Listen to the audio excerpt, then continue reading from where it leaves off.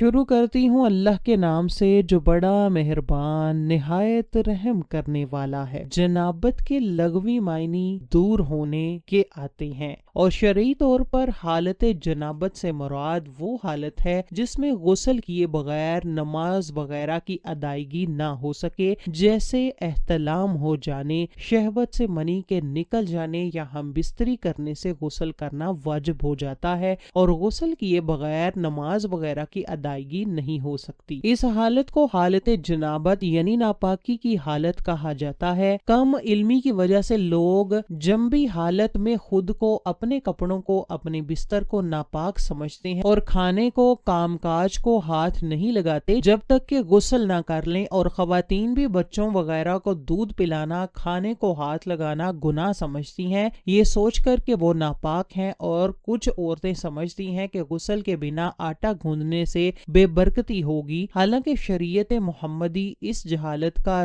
رد کرتی ہے، اور اس سلسلے میں اللہ کے پیارے نبی حضرت محمد صلی اللہ علیہ وسلم کی بہت سی صحیح اور مستند احادیث مبارکہ موجود ہیں۔ ہم بستری کرنے کے بعد مرد یا عورت کے لیے صرف نماز، طواف اور مسجد میں ٹھہرنا حرام ہے، اور اس کے علاوہ باقی تمام کام کرنے جائز ہیں۔ مرد و خواتین پر کہیں بھی ایسی کسی پابندی کا ذکر نہیں ہے، بلکہ غسل کرنے سے پہلے بھی جنابت کی حالت میں ہی تمام لوگ عام روٹین کے کام کاج کر سکتے ہیں، روزہ رکھنے کے لیے سحری کھا سکتے ہیں، کھانا تیار کر سکتے ہیں، یا پھر گھر کے دوسرے کام کاج نپٹانے بھی جائز ہیں، اور اسی طرح ماں بچوں کو دودھ بھی پلا سکتی ہے اور ان کی دیکھ بھال بھی کر سکتی ہے۔ اس کی کئی ایک دلیل موجود ہیں۔ حضرت حذیفہ رضی اللہ تعالی عنہ بیان کرتے ہیں کہ نبی اکرم صلی اللہ علیہ وسلم ان سے ملے تو آپ مصافحہ کے لیے ہاتھ پھیلاتے ہوئے ان کی طرف بڑھے۔ حذیفہ نے کہا میں جنبی ہوں۔ اس پر آپ صلی اللہ علیہ وسلم نے فرمایا مسلمان نجس نہیں ہوتا۔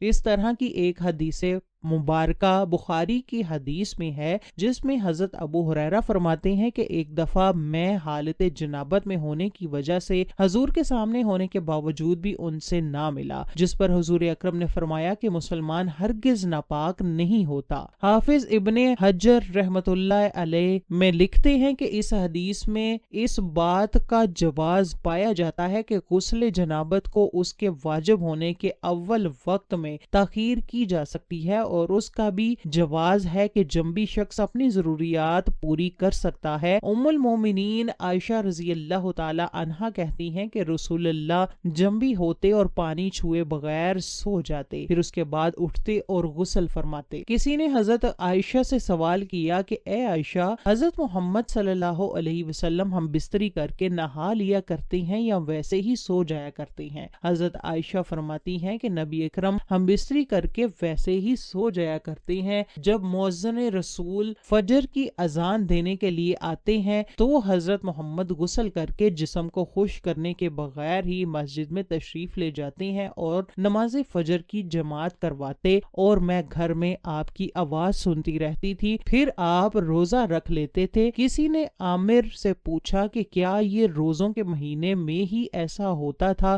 کہ عام معمول بھی یہی ہوا کرتا تھا؟ عامر نے فرمایا کہ روزوں کے علاوہ بھی ایسا ہی ہوا کرتا تھا۔ عائشہ سے مروی ہے کہ آپ صلی اللہ علیہ وسلم ہم بستری کرنے کے بعد سونے سے پہلے غسل کرتے اور بعض اوقات تیمم بھی کر لیا کرتے تھے۔ حضرت سے روایت ہے کہ رسول اللہ جنابت کی حالت میں جب سونا چاہتے تو آپ عائشہ اپنی شرمگاہ کو دھوتے اور نماز جیسا وضو کرتے۔ رسول اللہ کو جنابت کی حالت میں سونے سے پہلے وضو کرنے اور اپنی شرمگاہ کو دھونے کا حکم حضرت عمر نے دیا۔ حضرت عائشہ نے فرمایا رسول اللہ صلی اللہ علیہ وسلم بعض اوقات غسل کر کے سوتے اور بعض دفعہ حالت جنابت میں ہی وضو کر کے سو جاتے تھے۔ ناظرین گرامی، افضل یہی ہے کہ جنابت کے بعد جتنی جلدی ہو غسل کر لیا جائے، کیونکہ ایسا نہ ہو کہ کہیں غسل کرنا بھول ہی نہ جائیں۔ کھانے پینے، سونے اور عورتیں بچوں کو دودھ پلانے سے پہلے جنابت کی حالت میں وضو کر لیں تو یہ افضل ہے۔ ناظرین گرامی، یہ یاد رہے کہ یہ وضو کرنا بھی واجب نہیں ہے، لیکن وضو کرنا اور شرمگاہ کو کو دھو لینا مستحب ہے۔ یہ بھی یاد رکھیں کہ جنابت کی حالت میں روزے کے لیے سحری کھانے میں کوئی حرج نہیں ہے۔ عائشہ رضی اللہ تعالی عنہا بیان کرتی ہیں کہ نبی صلی اللہ علیہ وسلم